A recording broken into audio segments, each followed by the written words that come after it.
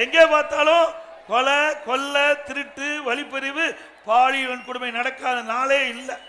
அப்படிப்பட்ட சம்பவத்தை தான் இந்த ஆட்சியில பார்க்க முடியுது. இதே அனைத்து இந்திய அண்ணா திராவிட முன்னேற்ற கழக ஆட்சியில இன்றைக்கு தமிழகம் ஒரு அமைதி பூங்காவாக திகழ்ந்தது. சட்டத்தின் ஆட்சி நடைபெற்றது. மக்கள் நிம்மதியாக வாழ்ந்தார்கள். இன்றைக்கு சிறுமி முதல் பாட்டி வரைக்கும் பாதுகாப்பே இல்லை. பாதுகாப்பு இருக்குதா? இல்ல. நீங்க நாம தான் பாதுகாத்துக்க வேணும். இந்த அரசாங்கத்தை நம்பி பிரயோஜனம் இல்லை.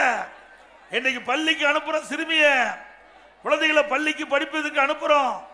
ஒரு சில ஆசிரியர் செய்கின்ற தவறு ஒட்டுமொத்த ஆசிரியர்களும் நன்மதிப்பையும் இன்றைக்கு கேடுகின்ற சூழ்நிலை இருக்குது. இன்றைக்கு பள்ளியில் படிக்கின்ற அந்த சிறுமிகளுக்கு அங்க இருக்கிற ஆசிரியர்கள் பாலியல் வன்கொடுமை செய்யறாங்க, பாலியல் சீண்டல் செய்யறாங்க.